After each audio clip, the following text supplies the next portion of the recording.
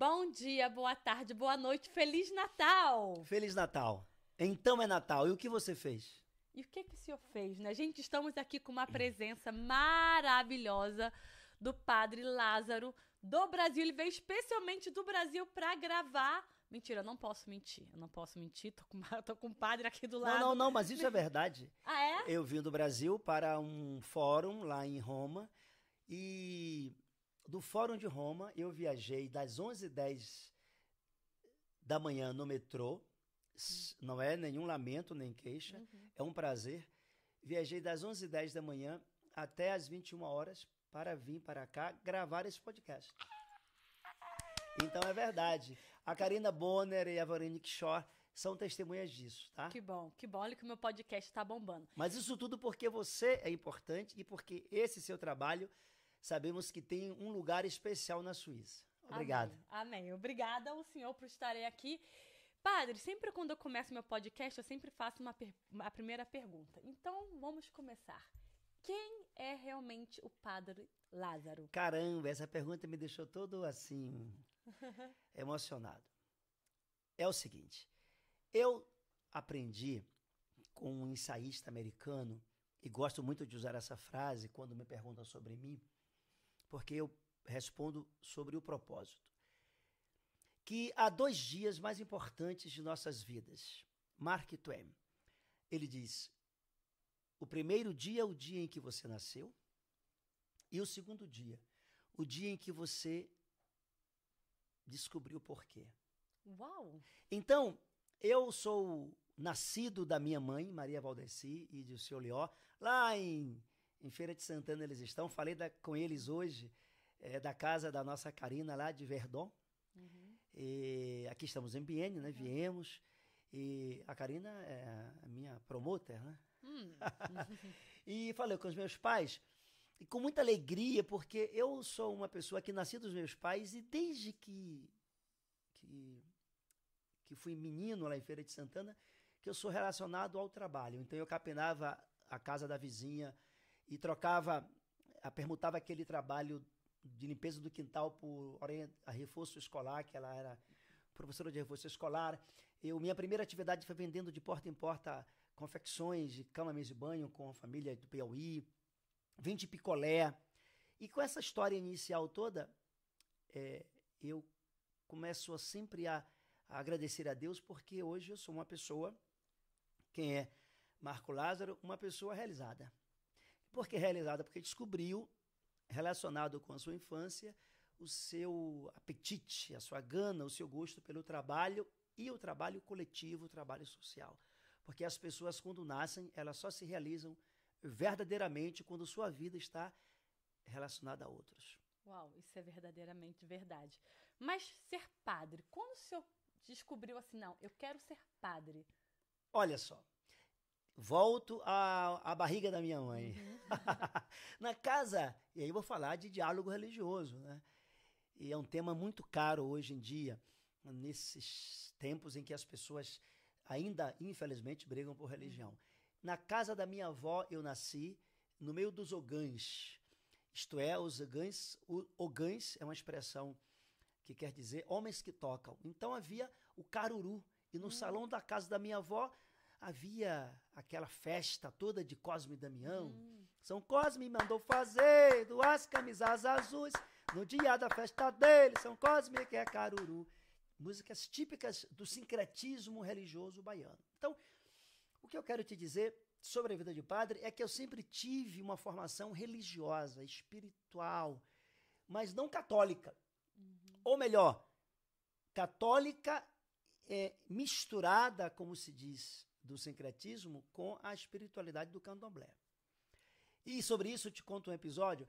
Uma vez eu fui fazer um show em Santo Amaro, porque a minha vida também tem essa página do canto, da música gospel. E um professor me disse, Padre Lázaro, o senhor sabia que um dia a tia do Caetano disse a ele, olha, Caetano, não misture tudo, meu filho.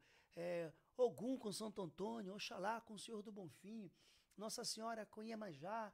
Aí o Caetano respondeu, Caetano Veloso, né, o famoso cantor baiano. Não, minha tia, eu não misturo, não. É que quando eu nasci, vocês já me deram misturado.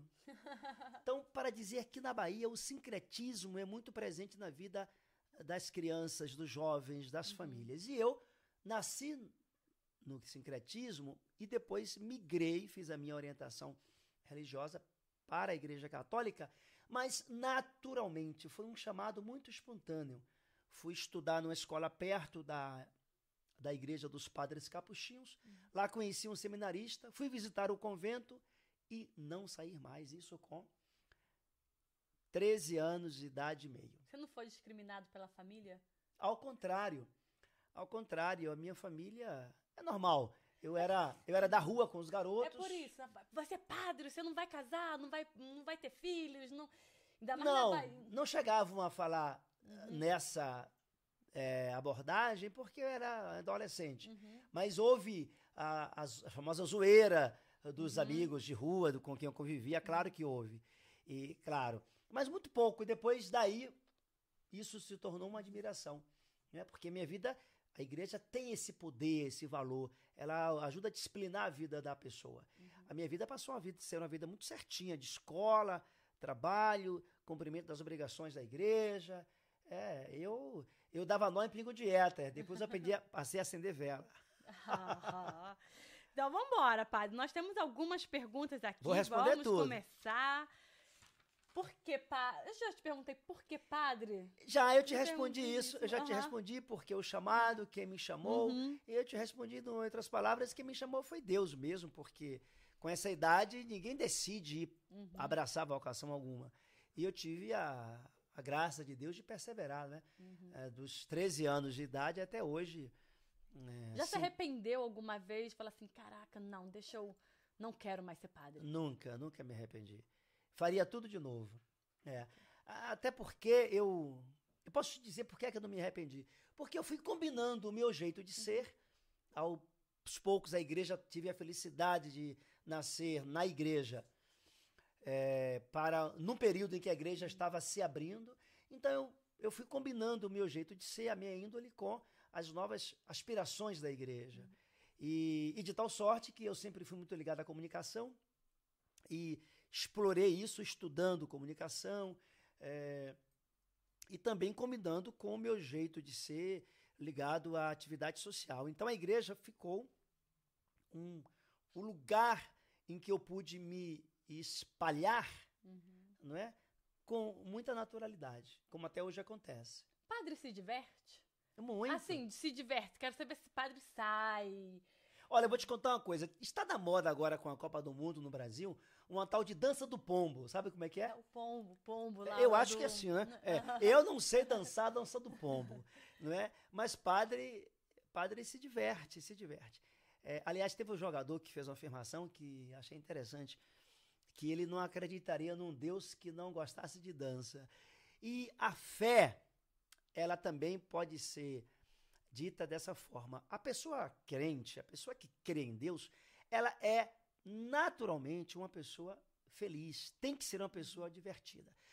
A alegria está no coração de quem já conhece a Jesus. Tem até essa frase. Só que existe a alegria, que é fruto de uma espiritualidade, de uma explosão e expressão do corpo, não é? E que vem pela música e a dança, mas existe também as excrescências, os exageros. Então, a pessoa, porque crê, a pessoa não está impedida de se manifestar humanamente, não. Mas isso tem os lugares de fazê-lo, né? A pessoa não pode andar como pipoca em todo lugar dentro da igreja, né? Mais ou menos isso, eu acho.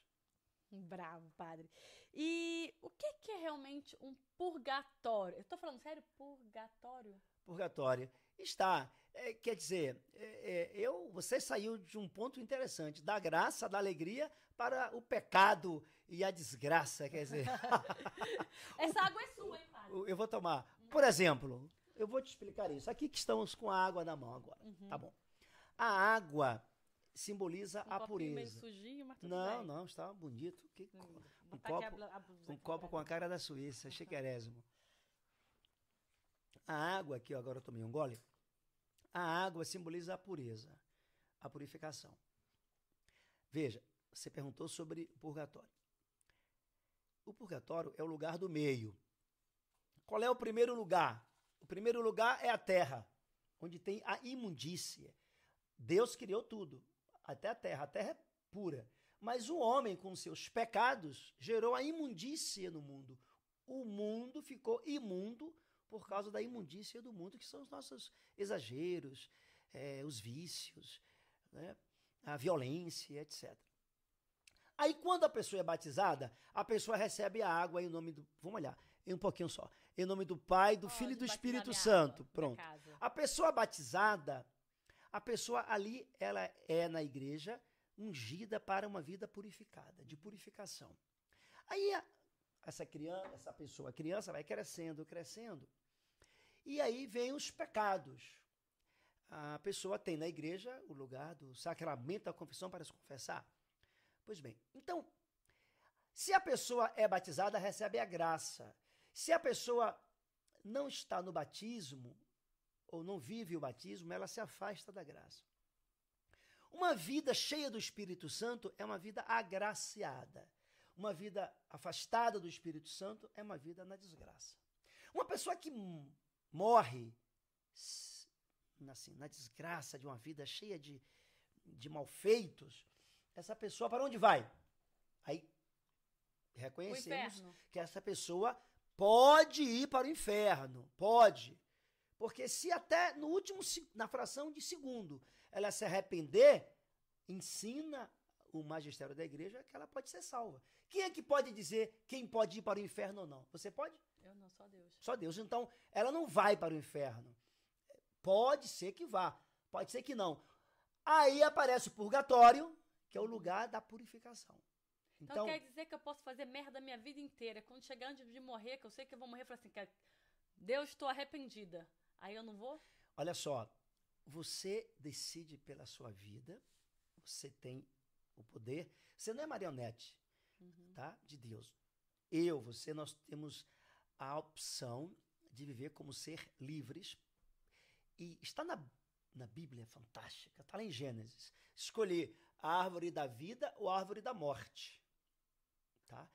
Quem escolhe a árvore da vida vai viver uma vida de graça. Quem escolhe a árvore da morte vai viver uma vida da desgraça.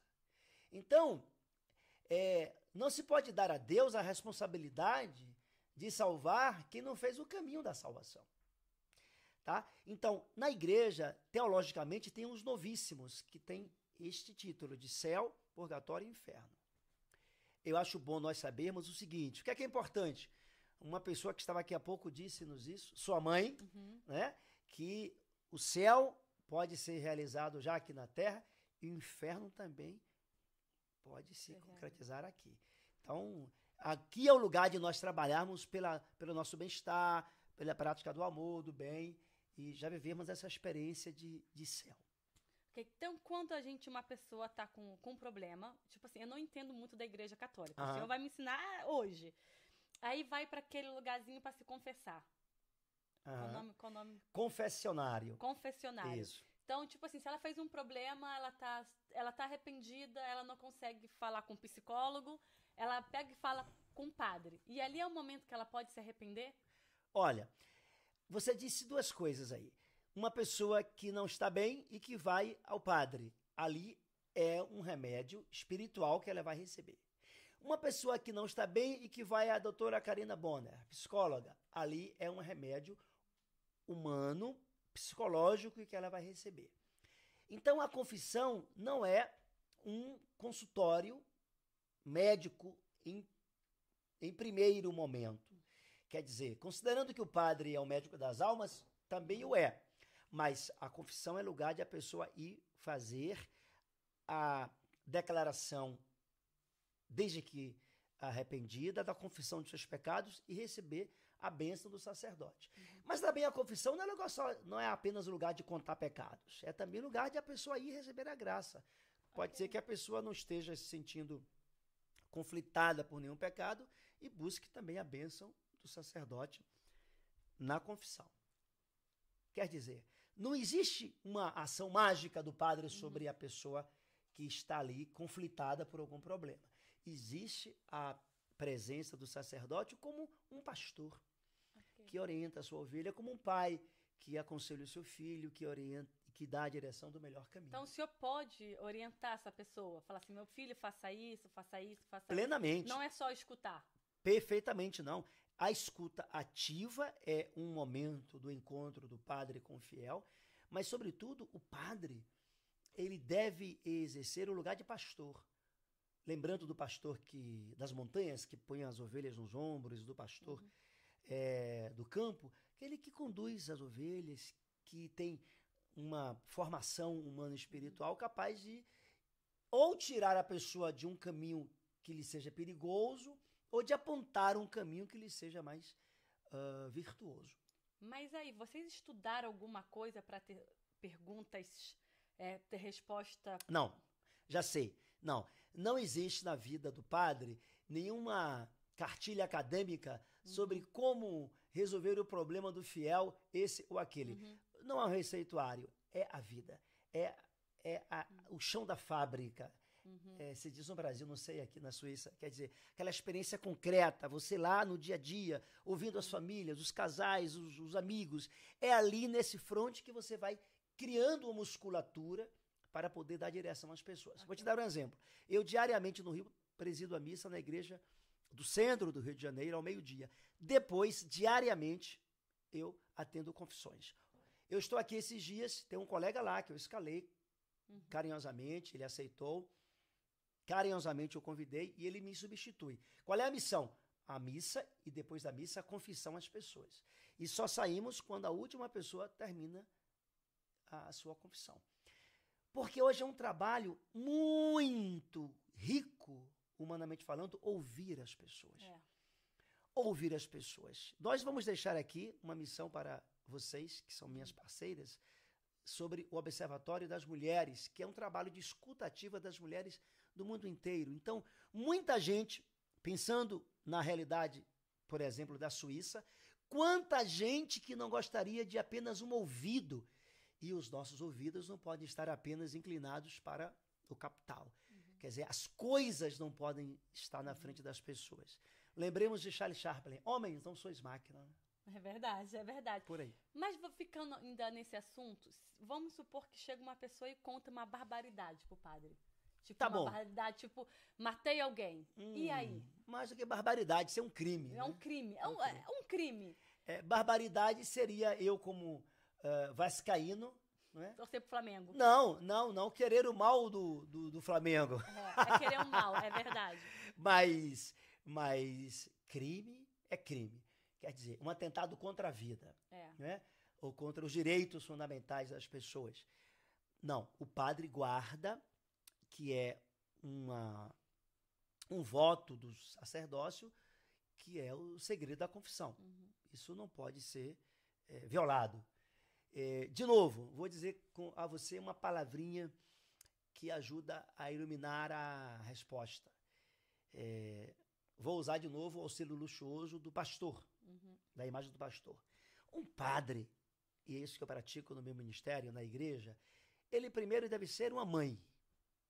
O Papa Francisco, aliás, fala isso, que a igreja é uma mãe que deve acolher a todos. O padre acolhe a todos. Ele é um pastor, segundo. O pastor não é um juiz que condena.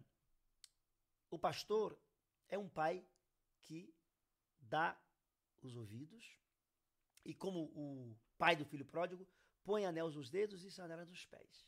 Então, esse é o meu lugar de padre, mais importante. Acolher as pessoas e oferecer um colo para elas. O juízo final cabe ao Senhor Deus. Ali na confissão, claro, eu tenho os critérios, conforme o ensinamento da teologia da igreja, do magistério da igreja, sobre o que fazer na orientação e também na absolvição. Mas o mais importante é isso. Eu nunca me posiciono como juiz implacável com ninguém quando vem a mim, com qualquer que seja o pecado. Eu me posiciono como pastor que deve acolher a ovelha. E você fala muito de pastor. E quando eu falo assim da igreja evangélica, existe uma diferença entre pastor e padre? A única diferença que existe é doutrinária. Que padre não casa e pastor casa. Não, essa diferença aí é uma diferença. Se eu dissesse a você aqui que essa é a diferença, seria diminuir o lugar do pastor e o lugar do padre como homens religiosos. A diferença fundamental entre pastor e padre é que eles são ligados a igrejas diferentes, de uma história, de um contexto, de uma origem histórica diferente, de uma doutrina diferenciada e portanto, pela doutrina que eles pregam, eles se diferenciam. A modalidade de vida deles carrega diferenças que também encontram comunhão. E é importante falar daquilo mais que une do que aquilo que desune. O que é que une o padre e o pastor? São pessoas dedicadas a salvar almas, a levar o bem-estar às pessoas. Quer dizer, a fazer o que eu disse antes, a acolher, ouvir e dizer qual é o caminho do bem. É isso. E agora, isso sempre inclinado, ao meu sentir, para um trabalho de intervenção social também na vida daquela porção da comunidade que é muito empobrecida, que é muito sofrida, que não goza dos bens sociais, materiais, que deve ser de alcance ao bem a todos, ao bem comum. O senhor acha que tem muita, não é criminalidade, guerra entre igreja? Eu sou católico, eu sou crente, eu sou evangélico, bom evangélico, crente. Você acha que ainda tem essa, como é que fala? Essa disputa de território doutrinário? Eu sou melhor porque eu sou católica, eu sou melhor. Meu Deus é melhor do que o seu, não, meu Deus. Desculpa, não. Desculpa, não existe. Religião, né? Existe um filósofo, sociólogo, muito renomado no Brasil, muito lido no Brasil, e não duvido que também fora de lá, na Europa, por aqui, chamado Boaventura de Souza. E na minha pós-graduação em Políticas Públicas, pela Escola Superior do Ministério Público do Estado do Rio, eu estudei para meu trabalho final de curso, esse acadêmico, e ele lá, no seu livro de pesquisa, um dos últimos trabalhos dele, ele afirma, o título se chama Se Deus Fosse um Ativista dos Direitos Humanos. Esse é o título do livro. E lá ele faz uma abordagem sobre a Declaração dos Direitos do Homem, a dimensão objetiva e subjetiva da Declaração dos Direitos do Homem. E ele fala da religião política. Então, o que ocorre hoje em dia, e eu digo isso porque vi isso lá na ponta, nas favelas do Rio, onde trabalhei, o que ocorre é que as famílias brasileiras, por exemplo, estão muito dominadas por uma pluralidade de experiência religiosa. Numa família você tem gente evangélica e de igrejas diferentes, e também evangélica e católica, e até gente católica e espírita, ou gente católica, evangélica e também que pertence à religião de matriz africana. E nas famílias ninguém briga. Mas existe um componente político hoje que interessa economicamente, né, ao poder, e que está promovendo essa cisânia, essa separação entre as pessoas. Então, as pessoas têm muita pureza em viver a sua fé, mas a política e muitos atores políticos têm buscado instrumentalizar a religião e promovido essa guerra santa entre as pessoas. Tá? Não sei aqui na Suíça como está. Como está, afinal? Agora eu que vou perguntar. Como está isso aqui na Suíça? Tem disputa, tem briga por causa de religião? Não posso, eu realmente, padre, eu não posso te responder, porque realmente eu não sei. Eu creio demais em Deus, completamente. Eu sou aquela pessoa que eu acordo, a primeira coisa que eu faço quando eu abro meus olhos é agradecer. É legal. Eu sou, tipo assim, acordei, às vezes em quando... Não, Mary, agradeço. Depois de agradecer, eu oro. E depois eu coloco um hino ainda. Ainda continuo orando com os olhos abertos. Aí vejo alguma pessoa passando na rua, aí eu oro pelaquela pessoa. Se o ônibus passa, eu oro para todo mundo que está dentro daquele ônibus. E assim eu vou orando, porque a melhor coisa que tem nessa vida é a gente agradecer. E quanto mais a gente agradece, eu acho que mais a gente recebe. Não que eu vou agradecer por receber, mas falar, meu Deus, muito obrigada por estar viva, muito obrigada por ter uma casa, muito obrigada, sabe? Isso é muito bom, muito obrigada por ter uma mãe na Suíça. E o agradecer, para mim, é fantástico. Eu acho que a partir do momento que a gente agradece, uau, eu tô viva. O que eu posso Parabéns. fazer da minha Claro. vida?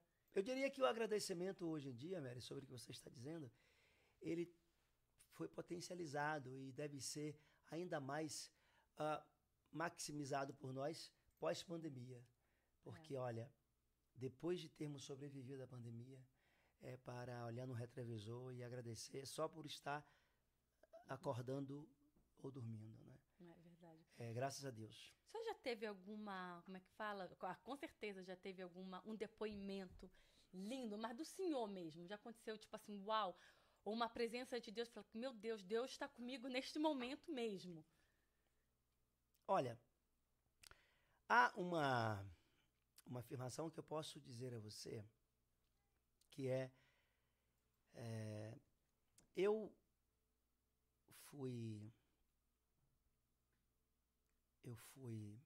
nasci na Bahia, em Feira de Santana, e fiquei toda a minha vida lá em Salvador, depois de ter estudado pelo interior da Bahia.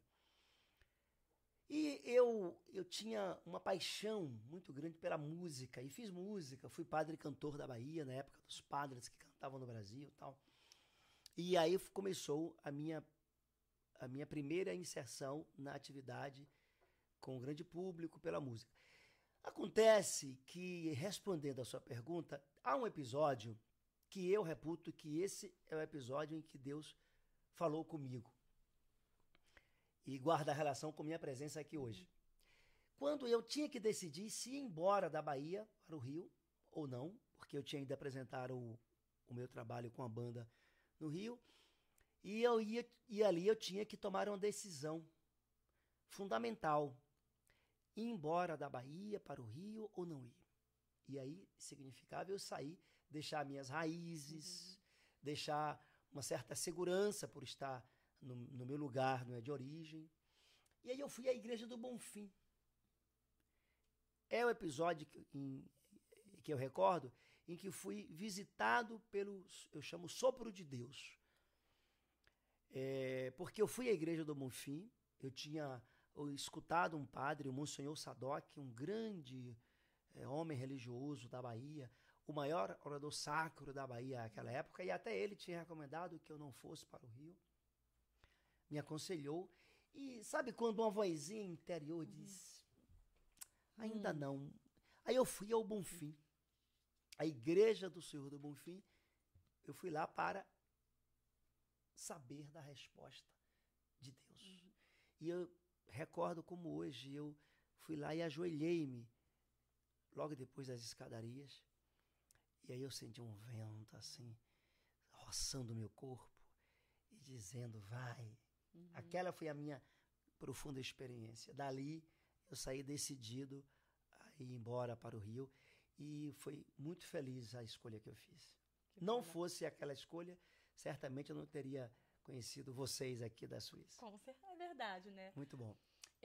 Outro dia eu vi um podcast e um pastor que estava falando que ele teve uma depressão profunda e tentou realmente não tentou fazer o suicídio, mas várias vezes passou na cabeça dele de fazer o suicídio, e ele teve que ir para como é que fala?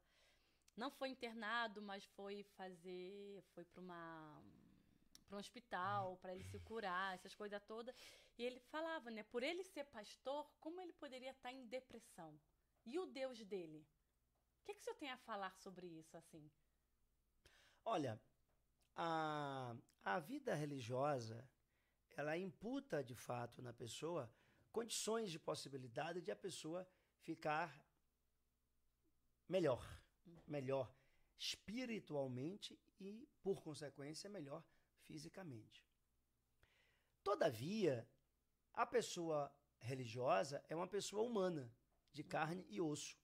E sabe-se que a depressão, ela não é uma doença que tem apenas um passivo de ordem espiritual, né? Também são vários componentes ali nessa doença que já foi chamada de doença do século.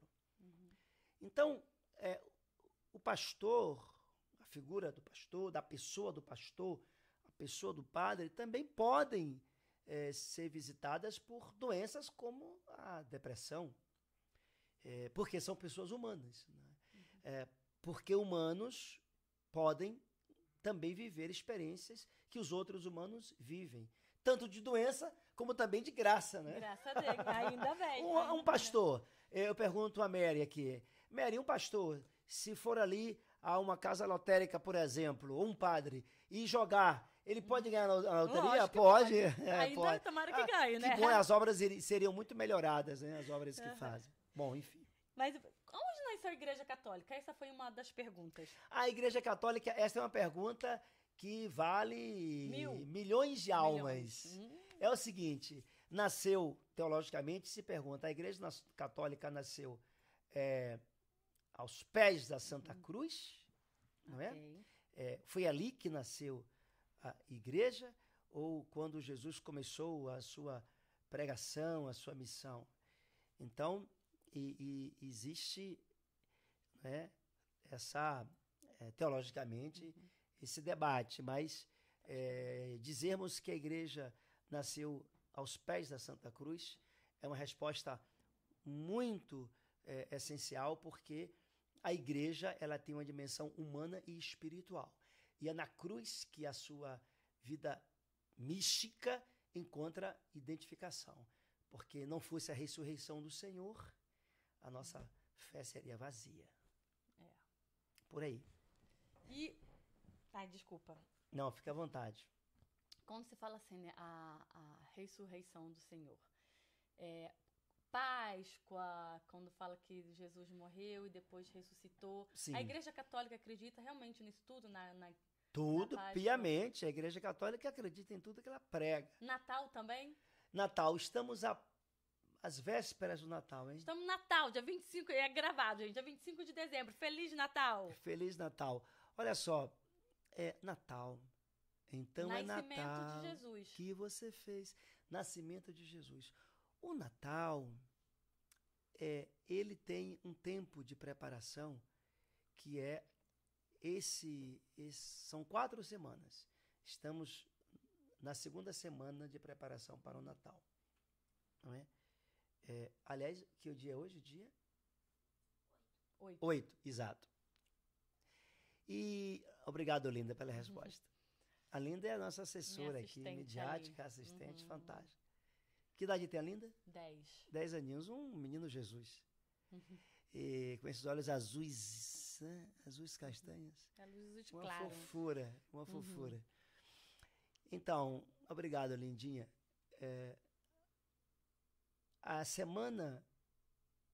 As 4 semanas do Advento preparam o Natal. O Natal é um chamado tempo litúrgico. E é interessante essa pedagogia que a igreja usa, Mary, para falar do Natal como um tempo em que vamos renovar nossa vida. E o que é o Advento? Numa comparação, Nossa Senhora, aliás, hoje nós temos muito que lembrar de Nossa Senhora aqui no mundo. Nossa Senhora, a igreja nos ensina que ela, por obra do Espírito Santo, engravidou. Embora o esposo de Maria na Bíblia seja José, pai de Jesus. Maria grávida, ela, nesse tempo que precede o Natal, é cada um de nós que devemos sentirmos grávidos de expectativa, de felicidade, porque como a mãe que está grávida, como a mulher grávida, como Jesus que vai nascer, e essa gravidez espiritual deve produzir em nós reflexão, contemplação, tempo de acender as velas, né, da prudência, que reporta a mulher quando está grávida, ela fica mais contida, com os movimentos mais limitados, né? Quando a mulher está grávida, os pés ainda incham? Ainda eu não sei, incham? eu nunca fiquei grávida. Pois é, a nossa Karina já respondeu que sim. ela, como se diz no Nordeste, pariu 2 vezes. E aí o que acontece? A pessoa, nesse tempo do Natal, e é o que estamos fazendo aqui desde antes, ficamos criando um ambiente de solidariedade, de fraternidade, e no Natal, a explosão do menino que nasce, porque aquilo deve significar a nossa gravidez que se realizou. Então, é muito lindo isso. Então, o Natal é um tempo de mística muito rico para podermos pensar em fazer a nossa agenda de vida nova, especialmente espiritual. É perdoar as pessoas, fazer reconciliação consigo e com Deus e com os outros. Porque se a pessoa não alcança o perdão pessoal, ela não vai ter caixa para poder perdoar os outros. Começa por aí. Então, é esse tempo lindo, o Natal, de solidariedade e de fraternidade, em que os presentes simbolizam materialmente a grande oferenda de Deus ao mundo, o grande presente que é o menino Jesus. Então, você não pode pensar no Natal sem pensar no social, né? Por exemplo, sobre aquele tema que eu falava com você. Olha, que lindo, né? Então, gente, aí Natal, quem quiser me dar um presentinho, eu aceito. Por favor. Mas é verdade, né? No Natal a gente fica mais... Bom, vou falar por mim, né? Parece que a gente fica até mais feliz. Ai, a gente quer ajudar o próximo, quer ver todo mundo feliz. Mas, ao mesmo tempo, a gente fica mais... Como é que fala? Ah, esqueci o nome da palavra. Mas também esqueci como é que fala. A gente fica mais no nosso... Mais contrito. É, mais contrito, no nosso cantinho, assim... Eu não esqueci o nome da palavra, mas isso é espírito natalino. Então, é um espírito de contenção e esse intimismo que o Natal produz não pode gerar tristeza nas pessoas.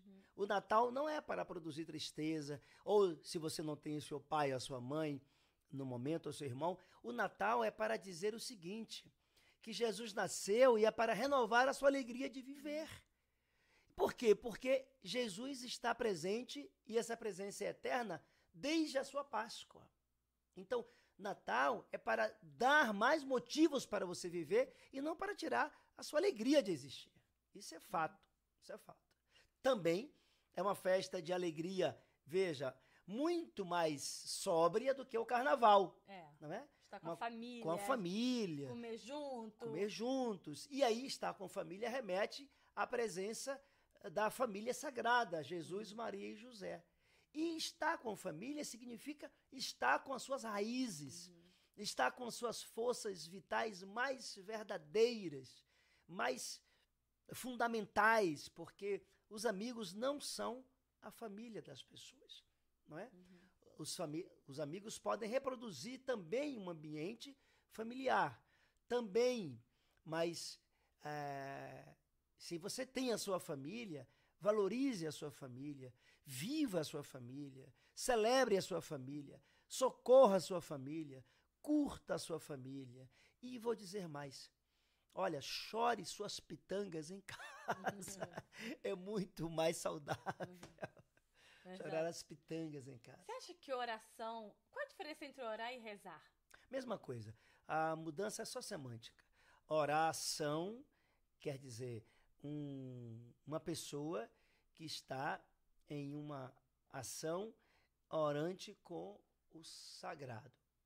Rezar, a palavra rezar, significa a mesma ação orante e portanto, só muda o termo. Okay. A oração, ela é uma relação com o sagrado, com Deus, que implica a pessoa, por exemplo, estabelecer um ambiente determinado que ajude a esse ato, tá, de espiritualidade.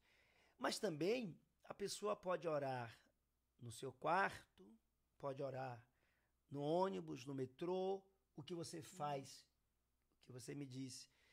Você já acorda, ora pela pessoa que está no ônibus, pela pessoa que está no ponto de ônibus.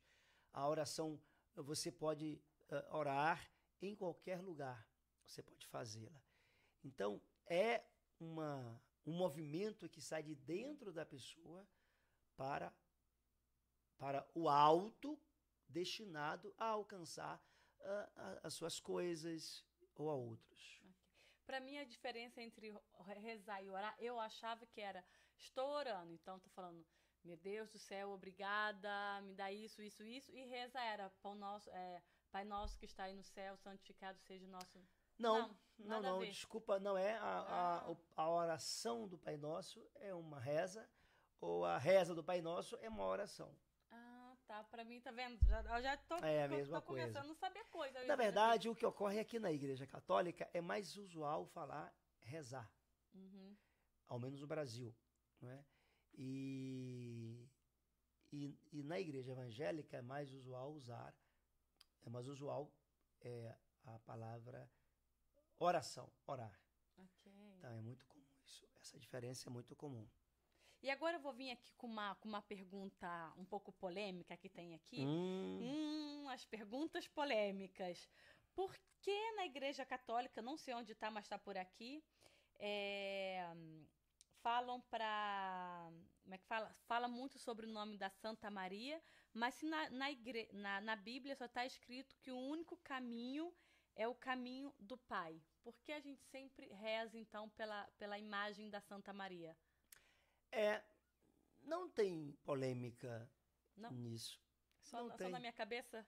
Não, e talvez de outras pessoas igualmente, mas quando eu digo que não tem polêmica, é porque se trata de uma forma interpretativa.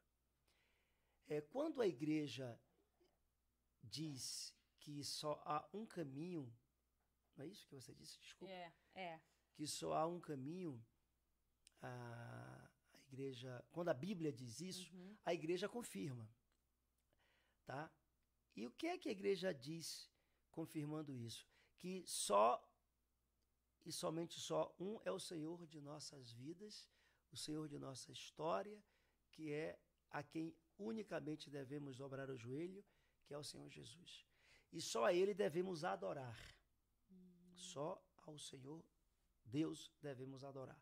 Vamos lá. Deus Pai, Deus Filho, Deus Espírito Santo. Nós adoramos a Trindade.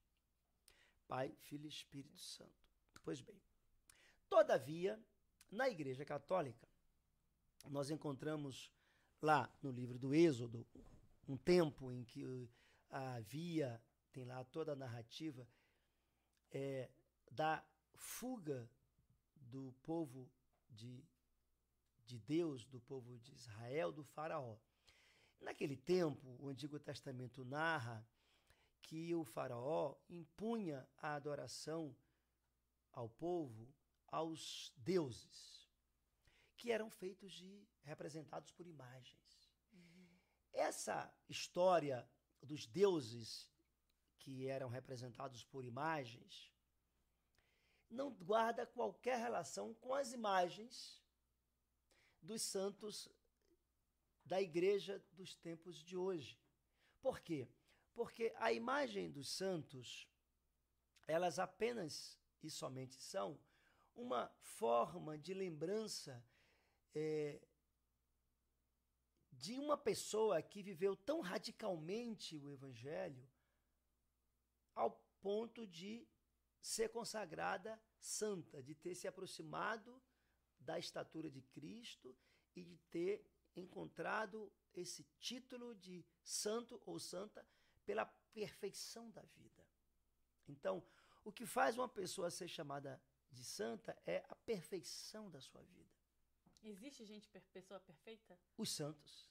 Eu já ia falar eu também, não. Os santos. Okay. Agora, eu estou longe dessa perfeição, não estou nem na fila de espera, tá? Mas tem gente que já se sente salva. Eu respeito, tá? Olha, então, a Igreja Católica adora e ensina isso, a adoração a Deus. E os santos, ela tem uma modalidade de respeitar, de considerar a história dessas pessoas perfeitas, chama de veneração. É a veneração aos santos. Meu Deus do céu, quem vai contestar a história de vida de Santo Antônio? É só dar uma gulgada lá. Quem vai contestar a história de vida de São Francisco de Assis, o Poverello de Assis? a história de Santa Clara.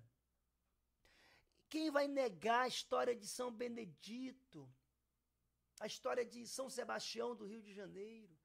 Então, veja, polêmica zero. O que existe é apenas a forma de interpretar e saber dar a esse mundo, muitas vezes, muito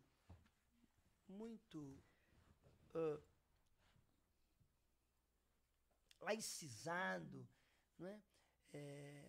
Esse mundo com uma marca de ateísmo muito grande, o charme, a beleza dessas figuras santas que ajudam a dar, não é, romantismo à nossa fé. A história de São Francisco é uma coisa, né? A história de Santa Rita de Cássia. Então, eu não tenho a minha fé fundamental, na raiz, ligada a nenhum santo, mas ligada ao Senhor Jesus.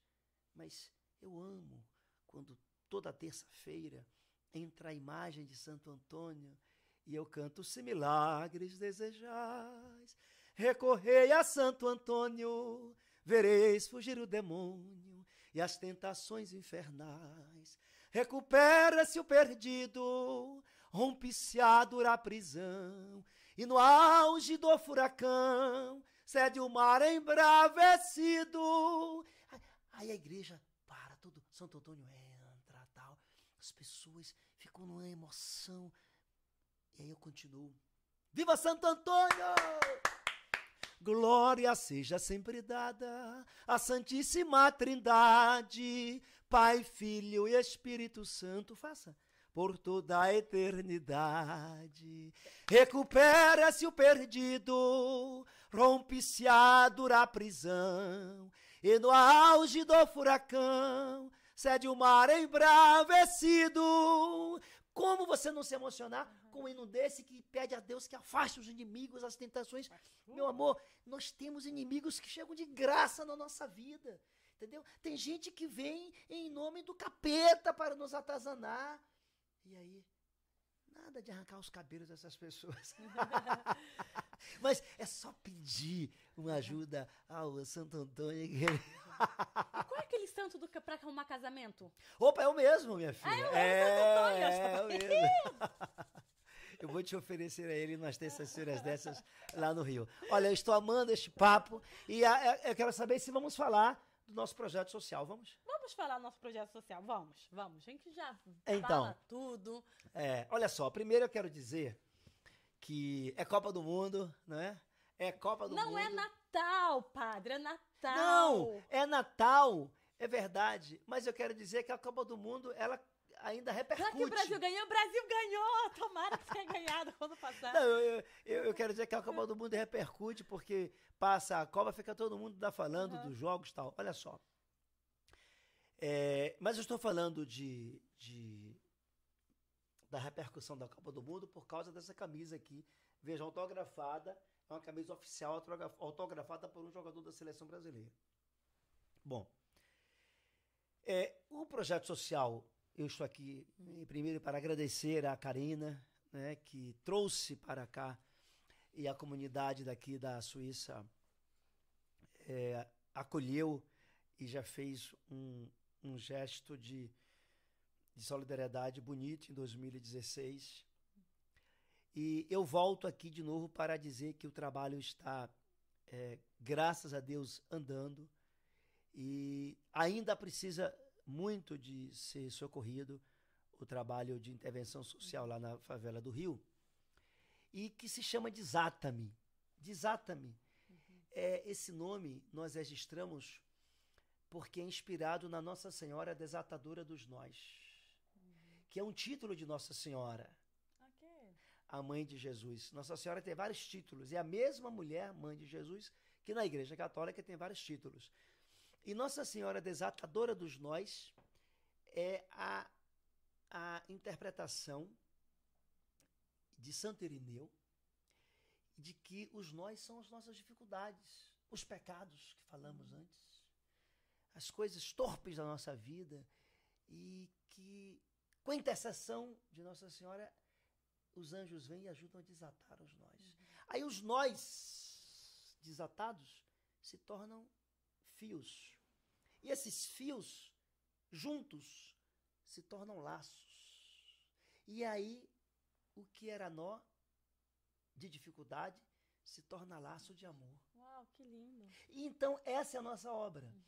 E nós queremos muito criar aqui na Suíça uma rede de pessoas generosas e que possam colaborar e se tornem também fios para também compor esses laços de amor em favor das pessoas que nós assistimos.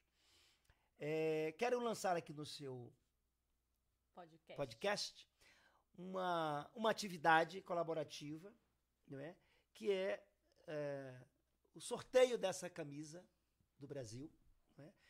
Nós vamos passar a forma de as pessoas ajudarem e depois nós podemos, você, a sua equipe, veja e com a Karina, como podemos sortear, dentre aqueles que colaboraram, o ganhador desse prêmio, que vai ser uma alegria para nós. Tá bom? Como é que faz? Como é que funciona, então?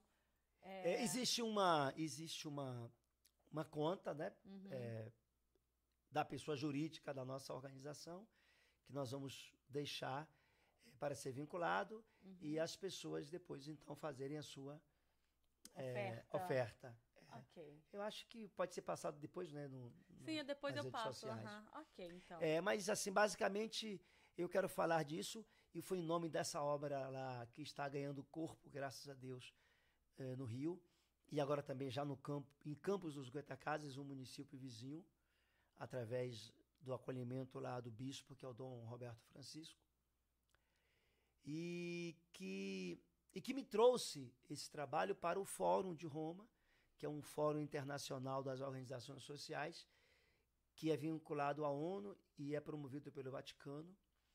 E eu pude, graças a Deus, apresentar o nosso trabalho no vídeo, que também vou disponibilizar para as suas redes sociais, um vídeo que mostra esse nosso engajamento com essa realidade do Rio de Janeiro, que é uma cidade bonita, é um display do Brasil para o mundo, mas anda muito sacrificada. Você sabe que hoje no Rio, Mary, eu falava com a Karina, tem 3 segmentos que padecem do que se chama de vulnerabilidade social. Né? Primeiro, aquelas pessoas que tinham trabalho e perderam o trabalho, mas têm casa e não tem despensa, não tem comida, despensa vazia. É o chamado novo pobre. Aquela pessoa que não tem trabalho, não é? E não tem casa, e vive de favor, não é? Na casa de um, na casa de outro, né? Procurando assim, um lugar ao sol. E aquela pessoa que está na rua, né? Em situação mesmo por várias razões, ou por quebra de vínculos familiares, ou por dependência do álcool, e a família não consegue mais suportar a convivência dela, e a pessoa foi morar na rua. Isso que não tem aqui na Suíça, certamente, com a gravidade que tem no Brasil, porque lá a coisa está extremamente difícil. Então, gente em situação de rua de todas as idades, crianças e sexos, mulheres, adultos, pessoas trans, enfim. É uma situação muito deprimente, né? Porque você se sente impotente querendo ajudar, sem poder fazer muita coisa por essas pessoas e até sem fazer pouco, porque tudo é recurso, tudo é dinheiro, né? Enfim, queria te falar isso e agradecer esse espaço para falar do nosso projeto. O fórum teve aqui o nosso projetinho, né? Que ele abre com a seguinte frase: uma política de inteligência da economia criativa para desatar os nós do dia a dia e de mão em mão, com os pés firmes no chão, criar laços de amor e libertação. Ai, que lindo. E é o nosso projeto Desata-me. E eu trouxe aqui também, para mostrar esse outro assunto, que é o Fórum de Roma, que nós participamos, e que teve realmente uma adesão. Tá aqui na câmera do meio, linda, para mostrar? Ah, tá bom. Então presta atenção. Aqui tá, enfim, o texto do fórum, e aqui é o material, o texto básico do fórum que nós recebemos em inglês, espanhol e francês. Não é claro que no francês eu ainda vou aprender vindo mais aqui à Suíça para poder ler esse texto todo, né, Karina? Com a professora Karina. E então a Linda está sempre atenta ali registrando. Tá. E eu queria muitíssimo agradecer e dizer da minha felicidade em poder ter vindo aqui fazer essa presença nesse seu coração humano, que é esse trabalho maravilhoso. Eu estou encantado com tudo isso. Ai, gratidão, padre. Muito, muito, muito obrigada. Já tem quase... Quanto tempo tem que a gente estar aqui, linda? Tem como... Não consegue ver? Ah, então deve ter quase 1 hora por aí, né? Ah, certamente mais. Mas, padre, umas 2 só perguntinhas pra gente acabar. O que o senhor acha que está mais distanciando as pessoas de Deus hoje em dia? Olha, primeiro, eu penso que está todo mundo no coração de Deus, desde que nasceu, porque nós nascemos de Deus. Eu creio nisso piamente. Nascemos de Deus. O que afasta as pessoas de Deus, nós estamos falando aqui em um país de primeiro mundo.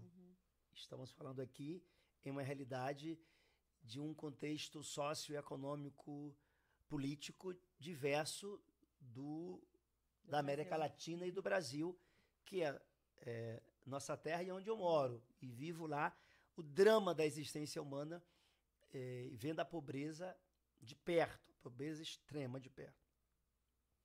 Então, considerado isso, primeiro eu quero generalizar. O mundo todo passa por um dissenso muito grande. Fala-se da guerra de narrativas, famosa. Não, na verdade o que há é, ao meu ver, um processo de precarização das relações humanas muito grande. E o que está afastando as pessoas de Deus é que os homens estão se afastando dos homens. Eu vou dar um exemplo a você. Eu fiquei impactado quando eu vi na França, na estação central da França, quando saí daqui em 2017, peguei o trem e fui conhecer pela primeira vez a França, desde que nasci. Naquela época eu tinha 50 anos, por aí. E eu vi na estação central da França muitos africanos, mas vivendo em uma situação de trabalho muito precária. Não é? Olha só, eu vi essa mesma cena esses dias em Roma, ali ao redor da estação Termini. E pessoas vivendo em situação como naquele ano que eu vi, igualmente. Então, e também africanos. Eu estou falando com você, Mary, insistindo que lá na França eram africanos, aqui em Roma são africanos. Por quê? Porque eu estou falando que a sociedade humana, não é? A sociedade global, precisa ter mais sensibilidade para com os humanos, e todos eles, negros, brancos, amarelos, pardos, mas sempre, em primeiro lugar, pelos humanos, porque somente os humanos são imagem e semelhança de Deus. E são dotados de uma coisa chamada dignidade humana, que é o que vincula-nos ao apelo sagrado, à união com o divino. Então, ao lado disso, eu quero dizer que eu sou um franciscano. Acho que devemos defender a natureza, e até juridicamente eu estudo, até já se fala no direito, tá? Juridicamente, no direito da água, no direito das matas e também dos animais, claro. Mas está havendo uma corrente de energia humana muito precarizada em relação aos animais. Então, eu penso que o afastamento de Deus está se dando por conta do distanciamento dos homens dos próprios humanos.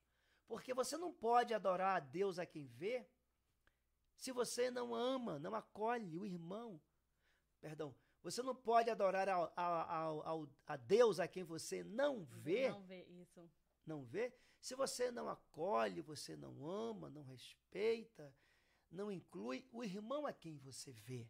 Então, o amor a Deus passa necessariamente pelo movimento do seu amor às pessoas.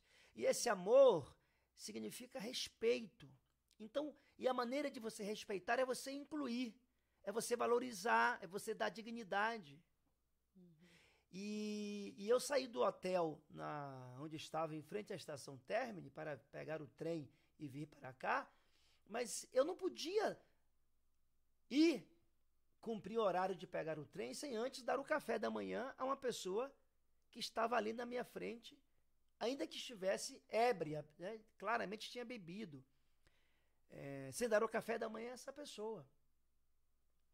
E o que eu quero te dizer? São gestos mínimos, pequenos, mas que acho que isso diz de onde está o nosso coração em relação a Deus. A mesma fotografia, parece uma cópia da marquise da Defensoria Pública no Rio de Janeiro, que é o perfil do nosso trabalho. Eu fiz essa foto na marquise de uma galeria em frente à estação Termini em Roma.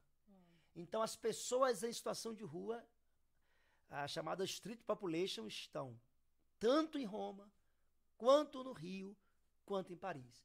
O que eu quero dizer, então, respondendo a sua pergunta, ao meu sentir, o afastamento de Deus está se dando porque estamos nos afastando das pessoas. Nos afastando das pessoas e excluindo as pessoas em situação de maior vulnerabilidade. Uau. Eu Perfeito. acho isso. Perfeito. Obrigada, Padre, por estar aqui. Como já tem mais de 1 hora, a gente vai começar a terminar.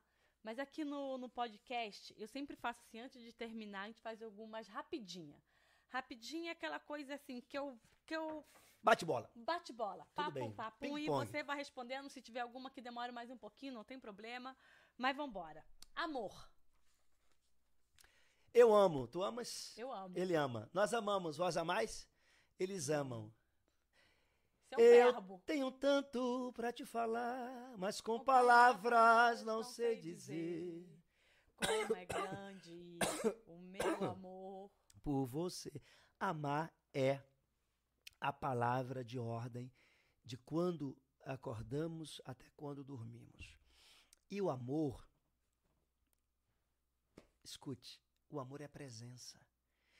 Quem ama está presente. Eu tenho um irmão lá em Feira de Santana. Eu já perdi para ele essa parada. Fala com meu pai, fala com minha mãe, eu dou meu testemunho, tá? Na boa. Amigos já diziam que eu ciumava dele. Não é. É reconhecimento público e notório. A minha mãe tem os filhos lá. Quem é que a minha mãe, Maria Valdeci, tem no seu amor mais denso? Quem está lá cuidando dela de perto? Não sou eu que estou no Rio, vivendo no Rio. Não é que ela não me ame, mas o amor dele está muito mais presente. É assim. Quando um filho sofre, tem 5, 6 filhos, a mãe está inclinada para ficar mais perto de quem? Daquele que sofre. Os outros às vezes não entendem e tal. E quando a mãe perde um dinheirinho, meu filho, sua mãe está precisando. Mentira, é para aquele que está precisando. Só a mãe faz isso porque ela sabe que tem um coração misericordioso. E só a mãe tem o amor de Deus, que é o amor misericordioso, que é o amor incondicional. Então, amor é misericórdia, é você perdoar. Amor é misericórdia, é perdoar. É amar incondicionalmente. Não. E isso, só quem faz é Deus, com todo respeito aos pais e às mães. E eu não sou mãe, então não cola Ah, comigo? não, veja bem, eu também não sou mãe, não. Nós podemos estar nesse aprendizado, mas as mães praticam. Então vou praticar contigo, linda. Eu não sou sua mãe. Coloca aí no meio. Tá no meio? Eu não sou sua mãe, mas eu tenho esse amor. Isso. Tá bom? Misericordioso. Misericordioso. Que Isso. de vez em quando dá vontade Aí, de bater, mas eu não bato. nunca, por favor. Por favor. Tá, bato. Tá bom. É, Mentira. Igreja. igreja. Igreja é um lugar sagrado. Igreja é o templo. Tem telefone. Igreja é um meio humano de as pessoas viverem uma relação de comunidade e prestarem um culto ao divino. Portanto, uma igreja ajuda também a orientar, a disciplinar. Em uma palavra, igreja é uma escola comunitária. Ótimo. Deus. É tudo. Deus é tudo. Deus está para nós como a única condição de nossa possibilidade de felicidade hoje e no futuro. Penso que sem Deus o homem nada é. Você sabe que na Bahia tem uma frase famosa que diz assim: o pouco com Deus é muito. O muito sem Deus é nada. É nada. Né? Amém. Família. Família não caiu de moda, mas claro que eu vou dar um exemplo a você. Família é um lugar de amor. E desde que haja o acolhimento, existe a família. Tá? A palavra acolhimento, ao meu ver, é sinônimo de família. A Linda foi acolhida por você. Você e a Linda formam uma linda família. E é exemplo, com certeza, para muita gente. Porque você sabe que, infelizmente, eu disse mais cedo, que o lugar de chorar as pitangas é em casa, é na família. Uhum. E tem muita gente que sabota essa verdade e assim, amicíssima de amigos da rua e relegam as pessoas de casa. Então, não são acolhedoras. Então, família é acolher. Outra coisa importante que eu quero dizer, seja quem for o seu filho, esteja em que estado estiver o seu filho, em qualquer situação que esteja o seu filho, de opção, qualquer que seja da vida dele, ele é sempre o seu filho. Você deve sempre acolher o seu filho ou a sua filha, o seu pai ou a sua mãe. Ponto. Me parece que eu disse tudo. Bravo. Qual o seu time? Padre tem time? Tem, claro. Como eu estou na Suíça, eu posso falar qual é o meu time, né? Pode, se eu estivesse no Rio, eu não ia dizer isso abertamente. Flamengo. Não. Meu time é o Bahia, mais um Bahia, mais um título de glória. Esse é o hino, mais um Bahia. Eu só não posso falar o grito de guerra do Bahia, né? Porque é um grito de guerra muito civil. É profano, mas é muito engraçado. Uma comida.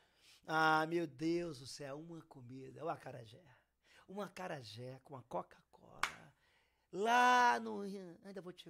Olha, o padre Lázaro, rapidinha com ele não dá, porque ele vai na rapidinha. Que tal fazermos uma excursão para a Bahia, né? Eu já fui em Ilhéus. Ah, você vai num lugar muito mais interessante, chamado Porto Seguro. Não, Porto Seguro também já fui. Então você vai... Já foi ao Véu da Noiva em Ilhéus? Já. Tá. Então vamos à Bahia, vai, Itaparica. Não fui. Espetáculo. Ele comeu uma acarajé com Coca-Cola. Pronto, falei. Uma vez eu cheguei na Bahia, cheguei numa mulher lá no Pelourinho e falei assim, me dá um pãozinho daquela ali. Ela, você tá chamando minha acarajé de pãozinho? Que violência. Caramba. E o acarajé hoje, no Brasil, é patrimônio cultural, tá? O acarajé. Uhum. Padre, muito obrigada. Realmente, muito obrigada por senhor estar aqui. Mary, eu te agradeço. Mas ainda tem mais uma coisa. A sua palavra final. Vamos, assim, imaginar, todo mundo fala isso que vem aqui, Uhum. todas as pessoas da face da Terra ia escutar a sua mensagem agora. Todas elas. Vai estar traduzida em todos os idiomas. Todo mundo vai conhecer o Senhor pela sua palavra, pelo seu conselho. Por isso que o Senhor vai passar agora. O que você falaria para essa humanidade que está aí? Olhando para a sua câmera. A Linda Para está a minha olhando para a câmera. câmera dele, aquela É, lá. tá bom. Uhum. Posso falar? Mensagem Pode. final? Eu vou falar em forma de canto, porque eu penso que o canto é uma expressão que rompe fronteiras, já que eu vou falar para o mundo inteiro. E tenho certeza que esta fala é a melhor que poderia sair de mim. Senhor, fazei-me instrumento de vossa paz. Onde houver ódio, que eu leve o amor. Onde houver ofensa, que eu leve o perdão. Onde houver discórdia, que eu leve a união. Onde houver dúvidas, que eu leve a fé. Onde houver erro, que eu leve a verdade. Onde houver desespero, que eu leve a esperança. Onde houver tristeza, que eu leve a alegria. Onde houver trevas, que eu leve a luz. Ó Mestre, fazei que eu procure mais consolar que ser consolado, compreender que ser compreendido, amar que ser amado, pois é dando que se recebe, é perdoando que se é perdoado, e é morrendo que se vive para a vida eterna. Ó Mestre, fazei que eu procure mais consolar que ser consolado, compreender que ser compreendido, amar que ser amado, pois é dando que se recebe, é perdoando que se é perdoado, e é morrendo que se vive para a vida eterna. Eu quero agradecer a Deus, a Nossa Senhora, a São Francisco de Assis, a Santa Clara, ao Papa Francisco por ele descortinar para nós nesses tempos a teologia da economia de Clara e Francisco, que é da economia integral, e aos amigos do Rio que permitiram que eu fizesse essa jornada internacional para o Fórum, e aqui na Suíça, especialmente a Karina, que está aqui nos representando pela nossa Desata-me. Tudo isso em nome do Pai, do Filho e do Espírito Santo. Amém. Beijos. Beijos. Obrigado. Muito obrigada. Karina, você quer vir aqui? Não, ela tá com vergonha. Vem aqui, é É. Natal, Karina. Vem aqui, linda também, linda. Isso. Vem aqui, dá Feliz Natal a todo mundo. Isso, junto. Vem aqui. Acho que tem que passar por aqui, ó, Karina. Tá na câmera do meio, desejar. Meu Deus, a minha sobrinha tá limpinha ali. Não pode tocar na câmera, linda. Ah, pode, porque tá na câmera do meio, né? Chegou alguém aí? Elas estão vindo pra cá, gente, pra desejar um Feliz Natal. Vem, Isso. princesa. Vem, Karina, desejar. Deixa eu botar aqui. Essa é a Karina que o padre tá falando o tempo inteiro, amiga dele, Karina. Verdade. Essa é minha sobrinha, que eu tenho que amar, que fica ali atrás das câmeras. Linda, No lindinha. telefone, não aperta um negocinho. Sim. Gente, bora, olha, um Feliz Natal Ah. pra todo mundo. Que você seja uma pessoa abençoada, que acredita em Deus. Como o padre falou agora, antes, tenha mais, como é que fala, conexão com o próximo, com o humano. Se você vê que alguém está precisando de ajuda, ajude, porque tudo que se faz, como ele cantou agora, bem dizer assim, se paga. Então, quando a gente planta o bem, a gente sempre vai ter o bem. Feliz Natal. Feliz Natal. Feliz Natal, um beijo. Obrigada, Padre. Amém, eu que agradeço. Agradeço, Já obrigado. também, né? Nós cantamos e em breve vem aí um show na Suíça.